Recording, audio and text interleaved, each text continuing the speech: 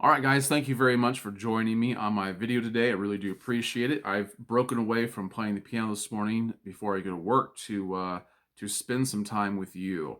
I have read a little bit of a snippet from something back in 1943. It made me think, and when I do that, when I occasionally think, right, um, I always assume that somebody else might benefit from it.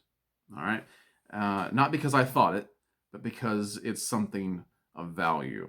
So I'm going to share this with you this morning. I hope it's something that you can ruminate on the rest of the day. When I say ruminate, what I mean is, you return something over and over again in your head and allow it to kind of just seep in through the cracks and let it develop you and let it change the way you think.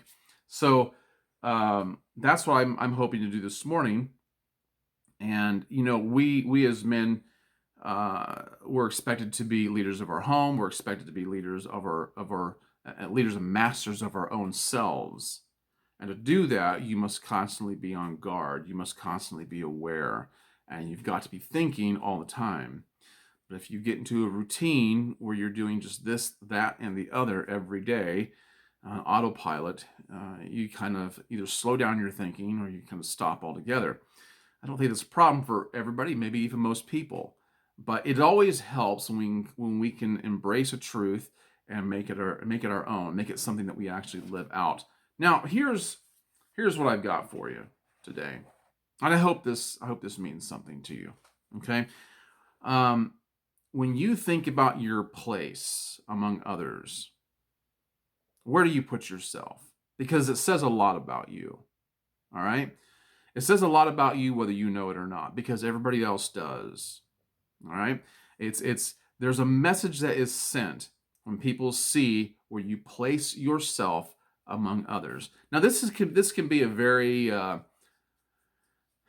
this can be fraught with a lot of debate if it was discussed on a large forum, because you'll have these advocates who say we're entitled. They may not use the word entitled. They use so many other words.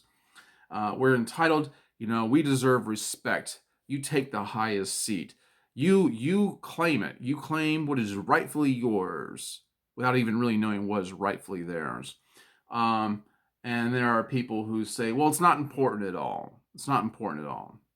And then you just have all sorts of you have these self-love people, which I'm not opposed to self-love. It has its place, and that's a topic worthy of a video in and of itself. But things can often be taken too far one way or the other. Isn't that correct? So what happens is that I have what I call a theory of overcorrectedness. And anytime anybody tries to fix something in their life, fix something in their psyche, they always overcorrect, and they always end up being just as wrong or more wrong than they were before.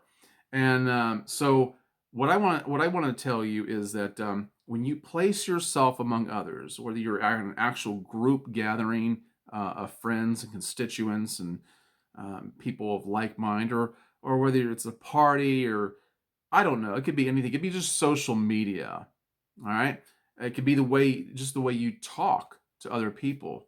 It's this is about um, how you feel about a level of prominence, all right? And what you need to be willing to accept if you want to be thought of more highly. If you ever really want to graduate in in levels of respect in other people's minds. Now, here's what prompted my thinking this morning, and that was a snippet from it's just like a news clip from 1943. I should have brought my reading glasses. I say that all the time, and I keep forgetting. Okay, here it is. Listen carefully. In Washington, D.C., Dr. L.C. Spencer, scheduled to make a speech in Louisville, lost his plane seat to a colonel with a higher priority, canceled his talk, learned that the colonel had flown on to Louisville just to hear him. This doctor had a scheduled appointment. He was I guess, the guest speaker at this event, whatever it was, lost his seat to a colonel with higher priority. Now, I'm not going to say the colonel did this himself. He might have had it done for him. Somebody might have just scheduled that for him. That's not my point. My point is, you can kind of see what the point is, right? Um, and this, I don't think the doctor canceled the talk out of spite or out of hurt feelings. It was 1943. You've got to think about what air travel was like back then. There was very limited seating. When he lost his seat, he had to cancel his talk. He couldn't make it. He couldn't make it in time, and so at least he had to. I don't know if he was the only speaker, but he had to cancel his place. And then he finds out that's where the colonel was going.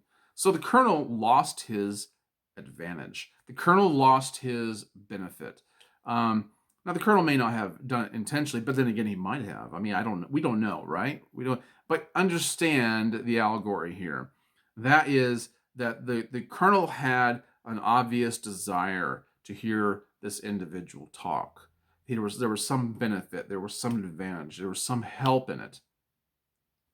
And because he took a seat, because of his level of prominence, he actually cut his own nose off. All right, he shot himself in the foot. How many other physical metaphors can I give? Anyway, so that's what happens. How often do we do that? Okay, hopefully you are not in the habit of doing this in your own life, where you are establishing a precedence whereby other people look at you in a certain light because you are so important. There are people who are so into loving themselves that they demand respect. They demand um, they demand a higher seat because they deserve it, right? I'm making this on the fly, by the way, guys. So that's why I'm searching for words. I don't think everything out. I just come to you.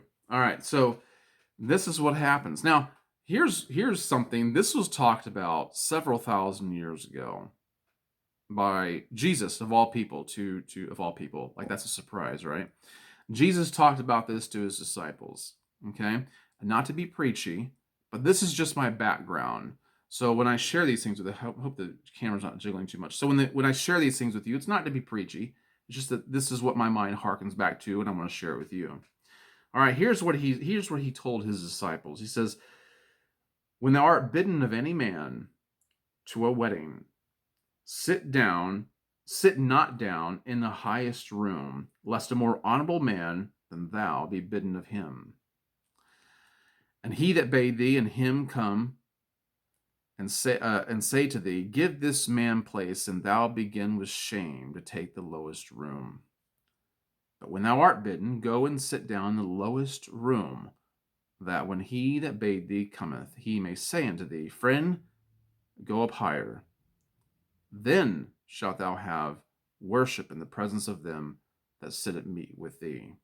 For whosoever exalteth himself shall be abased, and he that humbleth himself shall be exalted." You want to be respected? You want to be thought highly of? Humble yourself. Humble yourself. You've heard the term, check yourself before you wreck yourself. There's a lot of people who wreck themselves because they're not humble. Okay? We always talk about taking the high road, right? And we mean that we're taking a moral high ground. Take the high road, but take the lowest seat. All right? And you will be, when you're taking the lowest seat, the only place you can go from there is up, right? But when you take the highest seat and someone comes along and says, I'm sorry, you're going to have to move, that could be downright embarrassing. So stay humble. Think about that today, guys. Stay humble wherever you are, whatever setting you find yourself in. When you're given an opportunity to pick your own seat, take the lowest seat. And that's obviously just an illustration, and these things take many different shapes and forms. Talk about yourself less. Give someone else room to move. In a conversation, even in a relationship. Period. Let other people be right sometimes.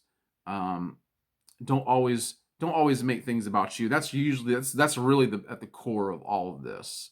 You know, don't love yourself so much that you don't love anybody else. Don't think so little of yourself that you don't allow yourself any respect because you've humbled yourself too much. That's actually counterproductive. So that's what I have for you today. I hope it's meant something to you. It's kind of a little devotional, and this is a little more that the tone and the feeling behind this video this morning is a little bit different than normal. Because I'm just, like I said, I'm just kind of doing this on the fly. What I have in my beard today, you ask? Well, I'm glad you asked, because today I am wearing something new. The Locks, what's it called? The Locks Hair Wax Company sent me some products that I'm actually going to make a complete video about shortly. And they sent me some stuff, and so what I've been trying today is their CAVALRY Cut Beard Balm. Look at that. Look at the graphics on that. Oh my word. Isn't that cool? This is actually part of what they call a beard balm battle set. There's this, and then there's this. And they have a whole bunch of stuff like this. All right? This is pretty awesome. I only have beard balm in today. I didn't put oil in. But this CAVALRY Cut smells so good. It is sweet tobacco and sandalwood. My word, this stuff is rich. Oh, smells. I love anything tobacco. Anything that smells of tobacco. And this is like $15.99. $15.99. If you get the beard balm battle set, it's like $28. It's amazing. So really good smelling. The texture of this beard balm is really nice. You can tell the beeswax is prominent, so it's going to help control and condition your beard in a way that that you're going to be very happy with. And it's got see, the ingredients are, oh man, like I said, I should have brought my glasses. Where is this at? Okay, shea butter, mango butter, local beeswax. Oh, forgive me, guys. Oh man, I can't see that. My eyes are getting worse all the time. But anyway, trust me, this is really nice. I'm also using their beard comb right here. You see that very well. Very nice. And then they have a good, really good boar bristle brush. And you know, they just have a whole bunch of stuff. I'll put a link below. You can save 10%. You can save 10% if you use my code Greg10. I'm actually wearing their shirt. And down here it says, "Stay sharp, stay savage." This is pretty cool. Pretty cool. I'll talk a lot more about this at a later date. Not much later, but at a different time. Hopefully very soon. So anyway, guys, I hope you can appreciate this video. I hope you can get something out of it. If you're interested in these products, look in the description below, and I will provide a link to the website, and then you can use my coupon code to get 10% off of everything on their entire website. All right. I've enjoyed it. Stay humble. Take the lowest seat. All right. Catch you guys later. Have a good day. Bye-bye.